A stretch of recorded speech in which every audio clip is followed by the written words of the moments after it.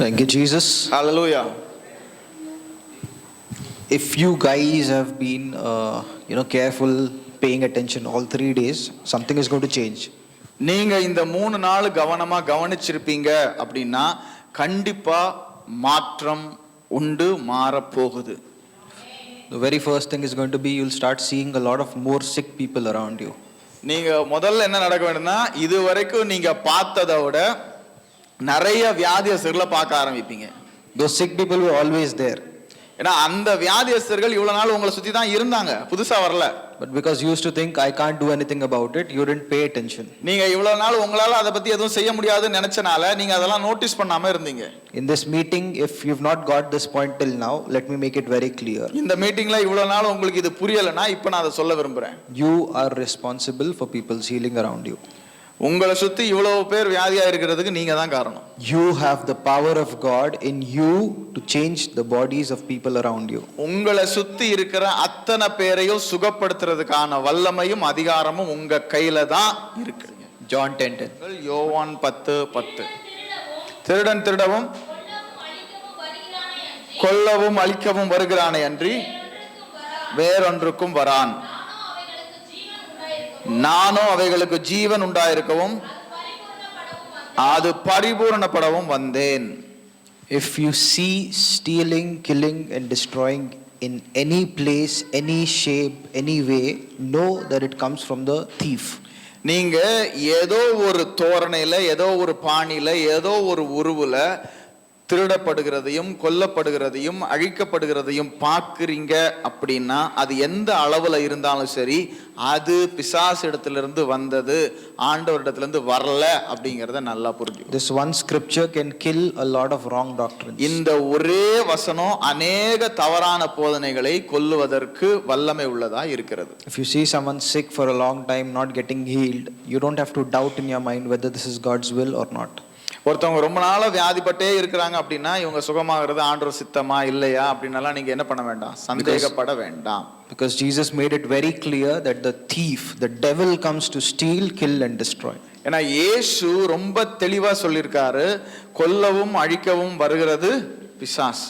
And he says, I have come to give them life and life in abundance. And இவர் என்ன சொல்றாரு, நானோ வந்தது ஜீவனை கொடுக்கவும் ஜீவனை அபரிவிதமாக கொடுக்கவும் என்று சொல்கிறார். That same life of God is filled on the inside of each and every believer sitting here. அதே ஜீவன் தான் ஒவ்வொரு விசுவாசிக்குள்ளேயும் நிரப்பப்பட்டிருக்கிறது. So wherever you see stealing, killing and destruction happening, you have the right and the authority to walk in and change the situation. எங்க நீங்க கொல்கிறதையும் அழிக்கப்படுகிறதையும் சுரண்டப்படுகிறதையும் பார்க்கிறீங்களோ அங்க அதை நிறுத்துறதுக்கு உங்களுக்கு அதிகாரம் உண்டு என்பதை மறந்து விடாதீர்கள். You have to look at sickness, disease, poverty and all these things as enemies. நீங்க இது எல்லாத்தையுமே எதிரிகளா பார்க்க வேண்டியது அவசியம். You should develop hatred for these things. அது எல்லாத்துக்கும் ஒரு விதமான எதிர்ப்பை உங்களுக்குள் வளர்த்து கொள்ள வேண்டும். You should not tolerate it in your body. அது போச்சு பரவாயில்லன்னு அதை ஒத்துக்கிட்டு போக கூடாது. You should not be tolerating it in your life. அதை உங்க வாழ்க்கையில நீங்க ஒத்துக்க கூடாது. In your own bodies, உங்க சொந்த சரீரத்துல, in your families, உங்க வாழ்க்கை உங்க குடும்பங்கள்ல you need to look at it as an enemy. அதை ஒரு எதிரியா நீங்க பார்க்கணும். Only then you will be able to effectively fight against it. அப்பதான் நீங்க வெற்றி உள்ளவர்களா ஜெயம் கொள்ளுகிறவர்களா சண்டை போட்டு ஜெயிக்க முடியும். Yeah, you don't have to take condemnation if it's still there, you're fighting it. நீங்க அது இன்னும் சண்டை போட்டுக்கிட்டே இருக்கிறீங்க அப்படின்னா அது இன்னும் நீங்க ஜெயிக்கல அப்படின்னா அதற்காக சோர்ந்து போகாதீங்க. But you have to actively stand against it. அதற்கு விரோதமாக எதிர்த்து நில்லுங்கள். You will never give up. You will never stop fighting. நீங்க விட்டு கொடுக்கவே மாட்டீங்க, நீங்க தோத்து போகவே மாட்டீங்க, சண்டை போடுறத நிறுத்தவே மாட்டீங்க. That is the attitude of a soldier of God. அதுதான் ஒரு யுத்த வீரனுடைய மனப்பான்மை.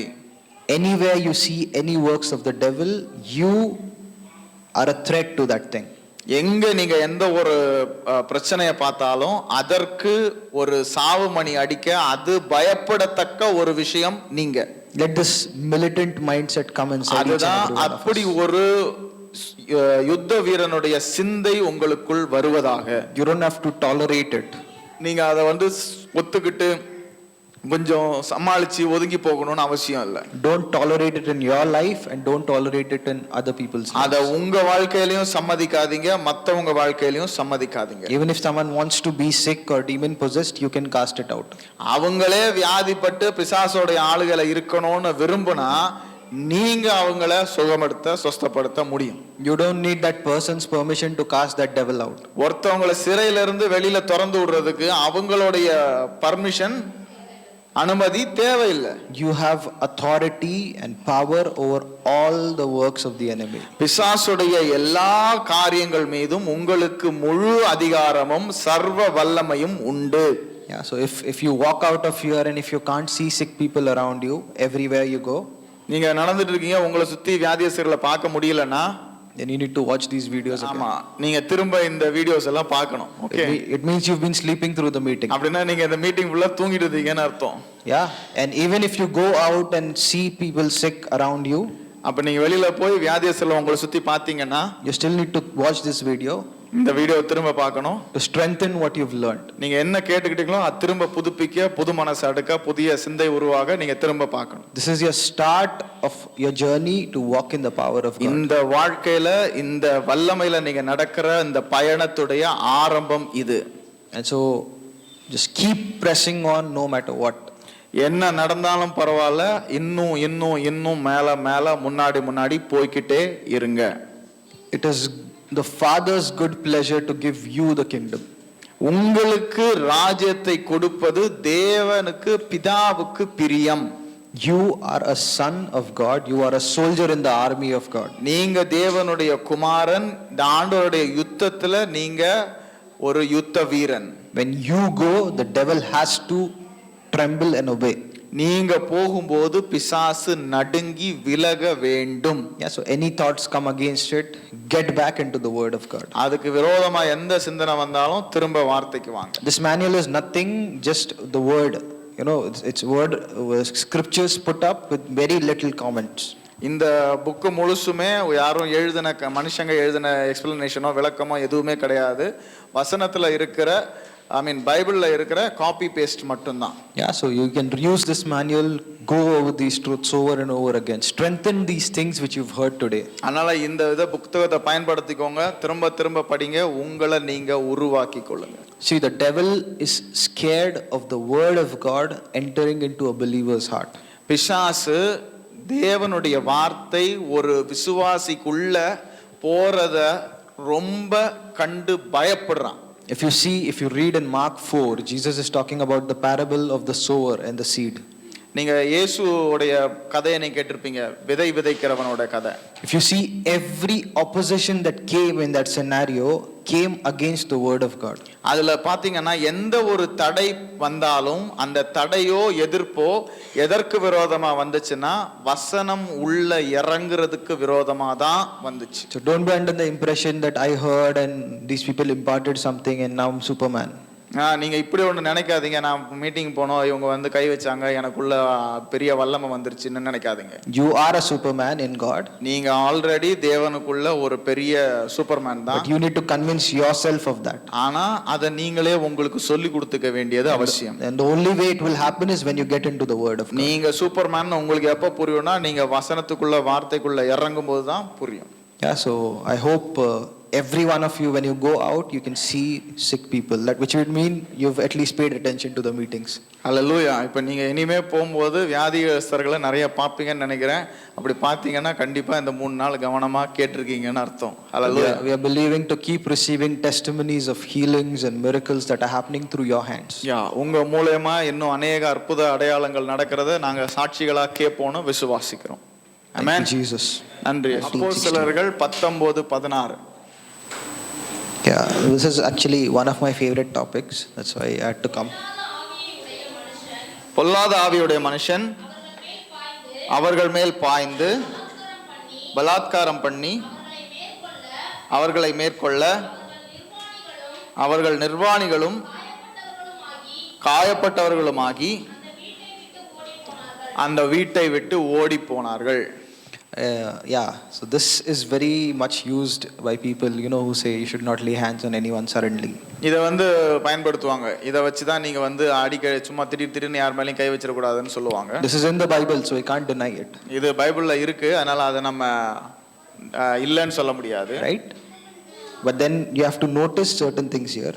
அதுல நீங்க கவனிக்க வேண்டிய சில விஷயங்கள் உண்டு. It says there were 7 sons of one Sceva in verse 14. அதுல பாத்தீங்கன்னா ஸ்கீவாங்கிறவருக்கு 7 குமாரர்கள் இருக்கிறாங்க. A Jew and a chief of the priests. அது பாத்தீங்கன்னா ஒரு யூதன், ஒரு பிரதான ஆசாரியன். This guy Sceva was a chief of priests. அவன் ஒரு பிரதான ஆசாரியன். And then they go and try to cast a demon out. அவங்க என்ன பண்றாங்க, போய் அவனோட பிள்ளைங்களும் போய் அந்த பிசாசு துரத்த ட்ரை பண்றாங்க. And the evil spirit answers saying, Jesus I know and Paul I know, but who are you? அந்த பிசாசு என்ன சொல்லுது, இயேசுவை எனக்கு தெரியும், பவுல எனக்கு தெரியும், நீங்க யாருன்னு கேக்குது. You have to see and understand that these people were not born again disciples of Jesus. உங்களுக்கு ஒண்ணு நல்லா தெரியணும், இவங்க மறுபிறப்பு அடைந்த இயேசுவுடைய சீஷர்கள் இல்லை. They just saw Paul doing something. அவங்க பவுல் செய்யறதெல்லாம் எங்கேயோ பார்த்தாங்க. And they are like, we want to try this. அவங்க ஓகே பவுல் செய்றானே நம்மளும் ட்ரை பண்ணுவோமே அப்படின்னு நினைச்சாங்க. So these geniuses walk up to the demon possessed guy and say, we are coming to cast you out in the name of Jesus whom Paul preaches. அவங்க போய் என்ன சொல்றாங்க, இங்க பாரு பவுல் பிரசங்கம் பண்றானே அந்த இயேசுவோட நாமத்துல நாங்க உன்னை துரத்த போறோம்னு சொல்றாங்க. It's like my uncle's friend's grandson, I know him, so maybe it will work for me. ஏதாவது எங்க மாமாவோட ஃப்ரெண்டோடைய ஃப்ரெண்டு, அவருக்கு இயேசு தெரியும், அதனால நான் இயேசு நாமத்துல வந்திருக்கேன்னு சொல்ற மாதிரி. God has only sons, he doesn't have relatives. கடவுளுக்கு புத்திரர்கள் தான் உண்டே தவிர சொந்தக்காரர்கள் யாரும் கிடையாது. If you are not a son of God, you are a son of the devil. நீங்க தேவனுடைய புத்திரனாய் இல்லாவிட்டால் நீங்க பிசாசுடைய புத்திரனாய் இருக்கிறீர்கள். That's what the Bible says. அதுதான் வேதம் சொல்லுகிறது. Bible is very clear that there are 2 categories in this world. வேதம் மிக தெளிவாக சொல்லுகிறது, உலகத்துல இந்த 2 ரகமான மக்கள் மட்டுமே உள்ளார்கள். Children of light and children of darkness. ஒளியின் பிள்ளைகள், இருளின் பிள்ளைகள். So if someone is a child of darkness and he's trying to go and challenge his papa, he's going to give him nice slap, right? Slaps. ஒருத்தன் இருளில உள்ள இருளின் பிள்ளையா இருந்து அந்த இருளுடைய தகப்பன்கிட்டே போய் சண்டை போட்டானா அடிதானே வாங்குவான். That's exactly what happened here. அதான் இங்க நடந்துச்சு. These people have no connection, no relationship with God. இந்த மக்களுக்கு கடவுளோட எந்த விதமான சம்பந்தமே இல்ல. And they're trying to go and cast demon out in the name of Jesus. அவங்க போய் என்ன பண்றாங்க, அந்த பிசாசு இயேசுவின் நாமத்துல அந்த பிசாசு துரத்த போறாங்க. And he, beat the fire out of them and sent them naked. அவங்கள அடிச்சு நிர்வாணமா துரத்தி அமிச்சிட்டான். I'm sure many of you would have heard stories of like this brother went and prayed for someone and that demon came and attacked him. நீங்க அந்த மாதிரி கதைகள் கேட்டிருப்பீங்க, இந்த brother போய் ஜெபம் பண்ணாரு, பிசாசு அவங்கள அட்டாக் பண்ணிடுச்சு அப்படின்னு. Anyone heard any stories like this? அந்த மாதிரி கதைகள் யாராவது கேட்டிருக்கீங்களா? கை காமிங்க. This is not a trick question, genuine question. இது ரொம்ப சிம்பிளான क्वेश्चन தான், நான் ட்ரிக்காலாம் எதுவும் கேட்கல. Yeah, at least some of you have heard. யாரோ சிலராவது கேட்டிருக்கீங்க. I've heard it too. நான் அதை கேட்டிருக்கேன். So I knew one person who used to believe in this doctrine. ஒருத்தனை தெரியும் எனக்கு, அவர் இந்த மாதிரி ஒரு விஷயத்தை விசுவாசிக்கிறவரா இருந்தாரு. So this doctrine is called the doctrine of backfire. ஆமா, அதாவது என்னன்னா நீங்க பிசாசு அடிச்சீங்கன்னா உங்களை திருப்பி அடிப்பான் அப்படி ஒரு doctor. If you are not like very holy, you will die, something. நீங்க ரொம்ப பரிசுத்தமா வாழலனா நீங்க செத்து போய்டுவீங்க, அப்படி ஒரு doctor. Jesus did not teach that. இயேசு அதை போதிக்கவில்லை. Nowhere in the Bible will you find that the disciples of Jesus were like, maybe today we've not fasted and prayed enough, so we can't cast this demon out. எங்கேயுமே பைபிள்ல அப்படி எழுதுறது நீங்க படிச்சிருக்க மாட்டீங்க. இன்னைக்கு நம்ம ரொம்ப உபவாசத்தெல்லாம் ஜெபம் பண்ணல, இன்னைக்கு நம்ம ஊழியத்துக்கு போவானா அப்படிலாம் எங்கேயும் படிச்சிருக்க. But we've seen people's experiences like that, right? நீங்க மக்கள் சொல்லுகிற அனுபவத்தை அது போல கேட்டிருப்பீர்கள். And these people are born again people. இவங்க எல்லாம் மறுபிறப்பு அடைந்தவர்கள் தான். But you have to understand what we said on day 1. நாங்க முதல் நாள் என்ன சொன்னோம்ன்றதை நீங்க புரிஞ்சுக்கணும். The word of God is the only thing that matters for us. நமக்கு தேவனுடைய வார்த்தை மட்டுமே ஆதாரமாய். Your experience, my experience together combined, we can lie. உங்களுடைய அனுபவத்தையும் என்னுடைய அனுபவத்தையும் வச்சு பேசினா கண்டிப்பா நம்ம பொய் சொல்லுகிறவர்களாகவே. This word, this book will never lie. இந்த புத்தகம், இந்த வார்த்தை பொய் சொல்லாது. Okay, then why it happened? சரி, அப்ப ஏன் நடக்குது? When you believe something, நீங்க எதையாவது ஒண்ணு விசுவாசிச்சீங்கன்னா, faith is a powerful force. விசுவாசம் ஒரு வல்லமையான ஒரு ஆயுதம். If you've been taught all your life that the moment, if you're not very holy, you go and lay hands on some demon possessed person, that can come to you. If you're believing this with all your heart and confessing with your mouth, நீங்க இதே மாதிரி நம்ம போய் யாருக்கா ஜெபம் பண்ணா நமக்கு ஏதாவது ஆயிடும்னு நினைச்சுக்கிட்டு உங்க வாயில சொல்லிட்டு போனீங்கன்னா that is exactly what will happen with you. அதானே நடக்கும். Your own faith is being used against you. உங்க விசுவாசத்தையே உங்களுக்கு விரோதமா பயன்படுத்துறான். See, Bible says the devil is going around like a roaring lion, finding whom he can devour. பிசாசு வந்து யாரை விழுங்கலான்னு வகை தேடி திரியறான்னு வேதம் எழுதியிருக்கு. When you believe that if I go and do this, the devil can attack me, you're writing an invitation letter and sending it to hell. நீங்க வந்து நான் இது மாதிரி செஞ்சேன்னா பிசாசு என்ன அடிப்பான் அப்படின்னு விசுவாசிக்கிறேன்னா ஒரு இன்விடேஷன் எழுதி அவனுக்கு அனுப்புற மாதிரில ஆயிடுது. It's like you're painting this target on me and saying, come devil, give me a kiss. நம்ம முன்னாடி சாயம் பூசிட்டு இங்க பாரு நான் ரெடியா இருக்கேன் வா வா அப்படின்னு கூப்பிடுற மாதிரி. What I'm saying is your own faith, whatever you believe will happen with you. அதாவது உண்மை என்னன்னா நீங்க என்ன விசுவாசிக்கிறீங்களோ அதுதான் உங்களுக்கு நடக்கும். Shadrach, Meshach, Abednego were put in the fire. Shadrach Meshach ஆபேத்நேகோவை அக்கினியில போட்டாங்க. They believed that the fire will not touch them. அவங்க விசுவாசிச்சாங்க அக்கினி அவங்கள தொடாதுன்னு. It worked for them. அது அவங்களுக்கு வேலை செஞ்சது. John the Baptist's head was chopped off. யோவான் ஸ்நானகனுடைய தலை வெட்டப்பட்டது. It wasn't the will of God that John dies and these people live. அதாவது யோவான் அந்த மாதிரி மரித்து மத்தவங்க வாழணும் அப்படிங்கிறது தேவனுடைய சித்தம் இல்ல. John the Baptist had the same power to believe that even if they try to kill me, I'll not die. யோவான் ஸ்நானகனுக்கு அதே அதிகாரமும் அதே வல்லமையும் இருந்துச்சு. தலையே வெட்டினாலும் நான் சாக மாட்டேன்னு அவனால விசுவாசிச்சிருக்க முடியும். Out of the 12 disciples of Jesus, according to the church tradition, 11 of them died as martyrs.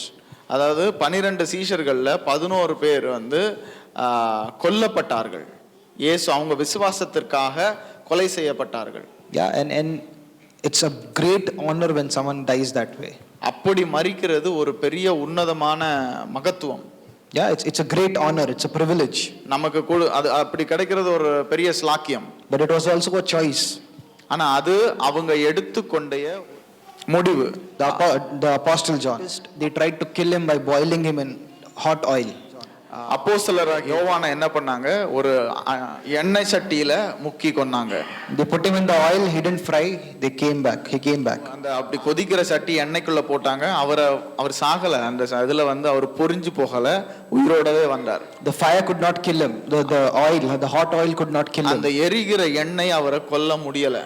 That same power has been given to us. அதே ஜீவன் தான் நமக்குள்ள இருக்கு. You will have what you believe. நீங்க என்ன விசுவாசிக்கிறீங்களோ அதுதான் உங்களுக்கு நடக்கும். If you are fearful that any disease can come and touch me, it will come. ஏதாவது ஒரு வியாதி வந்து என்ன தொடும்னு நினைச்சீங்கன்னா அது வரும், வந்து தொடும். But if you believe no harm will come near my dwelling, that's exactly what will happen with you. என்னுடைய கூடாரத்துல எந்த குறையும் வராதுன்னு விசுவாசிச்சீங்கன்னா அதுதான் நடக்கும். So don't be deceived and fooled by these doctrines. நீங்க இந்த மாதிரி பேசப்படுகிற அஸ்திவாரம் இல்லாத விஷயங்களை உங்க மனசுல எடுத்துக்கிட்டு அத நம்பாதீங்க. The word of God says greater is he that is in you than anyone in the world. வேத வசனம் சொல்லுது உங்களுக்குள் இருக்கிறவர்கள் உலகத்தில் இருக்கிற யாரை காட்டிலும் பெரியவர் என்று. You have authority over all the power of the enemy. உங்களுக்கு பிசாசுடைய எல்லா சக்திகளுக்கு மேலேயும் வல்லமையும் அதிகாரமும் இருக்கிறது. You've been given the power to trample over it. அதுக்கு மேல நடக்க உங்களுக்கு ஆண்டவர் வல்லமையும் அதிகாரமும் கொடுத்திருக்கார். I need to read this. நான் ஒரு வசனம் படிச்சாகணும். Luke 10:19. லூக்கா 10:19. இதோ சர்ப்பங்களையும் தேள்களையும் மிதிக்கவும் சத்துருவினுடைய சகல வல்லமையை மேற்கொள்ளவும் உங்களுக்கு அதிகாரம் கொடுக்கிறேன், ஒன்றும் உங்களை சேதப்படுத்த மாட்டாது. Jesus said, behold, I give you power to tread on serpents, scorpions, and on all the power of the enemy. சர்ப்பங்களை எடுக்கவும் தேள்களை மிதிக்கவும் பிசாசுடைய சகல வல்லமைகள் மீதும் உங்களுக்கு அதிகாரம் கொடுக்கிறேன் அப்படின்னு எழுதியிருக்கார். I was meditating on this scripture today. அதை நான் தியானிச்சிட்டு இருந்தேன். This word where it says tread, that you can trample on it, it means to trample or crush with the feet. அந்த வார்த்தை மிதிக்கவும் அப்படின்னு இருக்கு இல்லையா, அந்த வார்த்தை அவருடைய அர்த்தம் என்னன்னா அதை நசுக்கி கசக்கிறது. அந்த மூல பாஷையில அப்படி எழுதியிருக்கு. It means to trample on or advance by setting foot upon something. அது எப்படின்னா மேல கால் வச்சு அதை நசுக்கி அது மேல நடந்து அடுத்த கால் வைக்கிற மாதிரி ஒரு வார்த்தை அது. அதோட விளக்கம். It means you're forcefully crushing the enemy with your feet and walking and advancing. அப்படின்னா என்னன்னா, நீங்க முடிவு பண்ணி போய் மிதிச்சு அதை தாண்டி அடுத்த அடி எடுத்து வைக்கிறீங்க, அப்படி ஒரு நடை. And it says he has given you power over the power of the enemy, right? அதுல என்ன சொல்லியிருக்குன்னா, உங்களுக்கு பிசாசுடைய எல்லா வல்லமைகள் மீதும் அதிகாரம் கொடுக்கப்பட்டிருக்குதுன்னு எழுதியிருக்கு. This power could mean the influence that the devil has, any armies or influence or any plans and schemes that the devil has. அவன் எது வேணாலும் வச்சிருக்கலாம், அவனோட சேனையா இருக்கலாம், இல்லாட்டி அவனுக்கு பரிட்சமான இல்ல அவனுடைய எந்த விதமான வல்லமையாவும் இருக்கலாம். Whatever ability the devil has, Jesus has given you the authority, the power to trample and crush each and everything. அவனுடைய வல்லமையை அவன் எந்த விதத்துல செயல்படுத்தினாலும் அது எல்லாத்தையும் மிதிச்சு தாண்டி போறதுக்கான அதிகாரத்தை ஆண்டவர் உங்க கையில கொடுத்திருக்காரு. Trample meaning it doesn't mean you're dancing and jumping over it. நீ அது மேல குதிச்சு டான்ஸ் ஆடிட்டு இருக்கீங்கன்னு இல்ல. It's talking an act of war where you're literally crushing someone's head with your foot. அது ஒரு யுத்த வீரன் எப்படி ஒரு தலையை நசுக்குவானோ அந்த மாதிரி ஒரு தோரணையில எழுதப்பட்டிருக்கு. We see in the news that maybe there was a crowd and someone just took this truck inside that crowd and crushed everyone. நீங்க சில நியூஸ்லலாம் ஒரு பார்த்திருப்பீங்க, ஒரு பெரிய கூட்டத்துக்கு நடுவுல ஒரு லாரி அப்படியே ஓட்டிட்டு போய் மக்கள் எல்லாம் ஏத்திட்டு போயிட்டாங்கன்ட்டு. இந்த மாதிரி ஒரு everything that came under the truck did not survive. இப்போ ஒரு லாரி போகுது அப்படின்னா அந்த லாரியோட டயருக்கு கீழே எதெல்லாம் வருதோ அதெல்லாம் நிக்காது, அதெல்லாம் செத்து தான் போகும். That's the exact power it is referring to by saying that God has given you power to trample the devil that way. இந்த வசனத்துல பிசாசுடைய எல்லா வல்லமைகள் மேலயும் உங்களுக்கு அதிகாரம் கொடுத்திருக்காரு. நீங்க அதுக்கு மேல நடந்து போவீங்கன்னா ஒரு ட்ரக் எப்படி எல்லாத்துக்கும் தாண்டி மிதிச்சிட்டு நொறுக்கிட்டு போகுதோ அப்படி ஒரு நடைய தான் குறிப்பிட்டிருக்குது. Meaning whatever the devil throws at you, it could be sickness or poverty or whatever, you can trample and crush everything that the devil throws at you. அதாவது பிசாசு உங்க வாழ்க்கையில எதை போட்டாலும், வியாதி, வருத்தம், கஷ்டம், கவலை, எப்படிப்பட்ட விஷயத்தை அவன் உங்க மேல போட்டாலும் அதை எல்லாத்தையும் தாண்டி மிதிச்சு தள்ளிட்டு நீங்க போகக்கூடிய ஒரு வாழ்க்கை முறை. So you don't have to be scared of the devil coming against you. பிசாசு உங்களுக்கு விரோதமா வர்றான்னு சொல்லி நீங்க கவலைப்பட வேண்டிய அவசியம் இல்லை. You are not sons of Sceva, you are sons of God. நீங்க ஸ்கீவாவுடைய பிள்ளைங்க கிடையாது, நீங்க தேவனுடைய புத்திரர்கள். When you step into a room, the devil is trembling. நீங்க ஒரு ரூம்க்குள்ள காலை வச்சீங்கன்னா பிசாசு ஏற்கனவே நடுங்கிட்டு இருக்கான். And you will tell him to go and he'll go if you know your authority. உங்களுடைய அதிகாரத்தை தெரிந்து நீங்க போன்னு சொன்னா அவன் கண்டிப்பா போயே தீருவான். ஆமென். அந்த ஸ்கீவாஸ் இருக்காங்கல்ல, அந்த சன்ஸ் ஆஃப் ஸ்கீவா, அவங்க எல்லாரும் யாருன்னா இந்த குறி சொல்றவங்க, இந்த மந்திரம் பண்றவங்க, அந்த மாதிரி மக்கள். ஓகே, ஸோ அதனால அவங்க இயேசுன்னு ஒரு நாமம் இருக்கு, இதையும் நம்ம ட்ரை பண்ணுவோம் அப்படின்னு ட்ரை பண்ணாங்க. அது ஃப்ளாப் ஆயிடுச்சு. அதை போய் எடுத்துக்கிட்டு நம்ம சர்ச்சில் டாக்டர்னு பேசக்கூடாதுல்ல. Hallelujah. So thank you Jesus, thank you all. சரியா? ஆனால் make sure you get the manual. So manual வாங்கிக்கிறீங்க அப்படின்னு வைங்க. நல்லா வாங்கிட்டு உங்கள் வீட்டில் இந்த சாமி அறையெல்லாம் இருக்கும் இல்லையா, அங்கே வச்சு டெய்லி சந்தனம் போட்டு அதை தொடச்சு அதை பத்திரமா பார்த்துக்கணும். Okay. So see, it happened some years back.